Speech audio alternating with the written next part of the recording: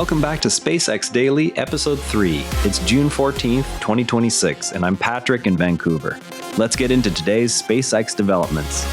The week's biggest developments, pulled together, what actually moved, why it matters, and what to watch next. SpaceX listed on NASDAQ under the ticker SPCX on June 12 at $135 per share and closed the first day near $161. Fresh reports now place the company at a $2 trillion valuation, driven by progress on Starship and orbital compute plans. The prospectus baseline showed roughly $18.7 billion in projected 2025 revenue, with Starlink accounting for about two-thirds of that total and already profitable. That valuation ultimately depends on execution at scale, and the clearest recent signal of that scale came from the factory floor. The Gigabay factory received its first public tour this week, showing tooling and floor space laid out for rapid reuse and orbital refueling operations. The facility is sized for a production rate of 1,000 Starships per year, directly addressing the production volume question that has constrained Starship flight test tempo so far. While the factory prepares the fleet, the engine that powers it advanced another step. Raptor 3 now runs at higher chamber pressure than any previous Methalox engine by using a full-flow staged combustion cycle that routes all propellant through both turbopumps. The redesign removes the gas generator and many valves, cutting part count and production time. Thrust exceeds 280 metric tons, while specific impulse stays competitive for both sea-level and vacuum versions. Production rate gains are now the main variable against Starship demand. From an engineering standpoint, full-flow staged combustion works by sending every bit of fuel and oxidizer through the turbines before they reach the combustion chamber. That single change extracts more energy from the propellants, raises pressure, and removes entire subsystems that used to be needed just to drive the pumps.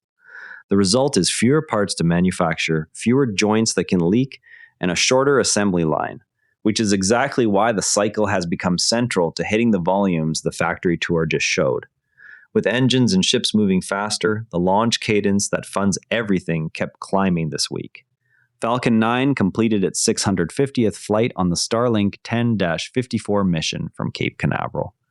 The mission carried 29 satellites and pushed the constellation total past 10,600.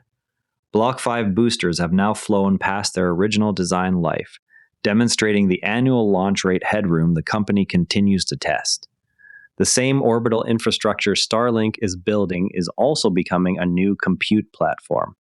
SpaceX unveiled the AI-1 orbital data center satellite this week. The project targets 1 gigawatt of space compute capacity by late 2027. Company statements emphasize that the effort centers on orbital infrastructure rather than any merger with xAI. The real business case rests on providing compute resources in orbit, separate from Grok development. Reports noted that investors are factoring these data center ambitions into the current $2 trillion valuation. The announcement positions SpaceX hardware as a platform for future space-based processing loads. Observers are tracking whether the 1 gigawatt goal aligns with Starship refueling timelines needed to deploy such systems. Back on Earth, hardware that collectors can touch is now available for pre-order.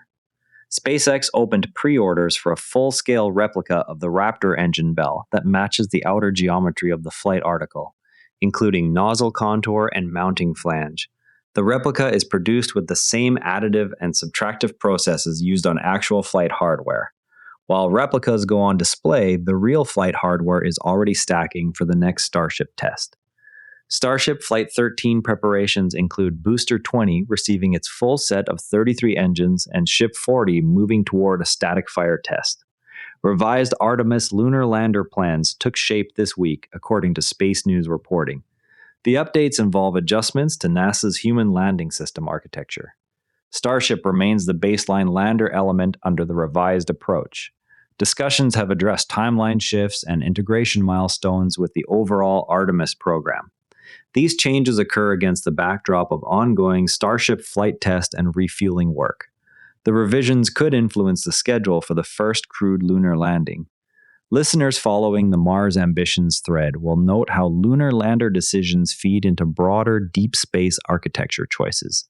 An op-ed published this week examined the broader significance of SpaceX within the aerospace sector. The piece highlighted how the company's engineering progress has altered access to orbit. It connected Starship development and Starlink deployment to downstream effects on national space programs. The commentary also referenced public market valuation milestones reached after the S&P CX listing. Readers were directed to consider the long-term implications for both commercial and government missions. The op-ed appeared alongside coverage of the $2 trillion valuation driven by Starship and orbital compute bets. Before we go, that static fire attempt and the engine install on Booster 20 are the items to watch next week. And that's a wrap on today's SpaceX developments. SPCX closed at $160.95. Share this with a fellow spaceflight fan if you found it useful, and subscribe so you don't miss tomorrow's episode. I'm Patrick in Vancouver. See you next time. And before you go, this show is part of the NARA Network, a family of daily podcasts covering tech, science, markets, and more. If you enjoyed today's episode, give Unintended Consequences a listen. True stories of good intentions that backfired. You can explore the whole lineup at naranetwork.com. This episode used AI voice synthesis of my voice. Editorial selection and analysis are my own.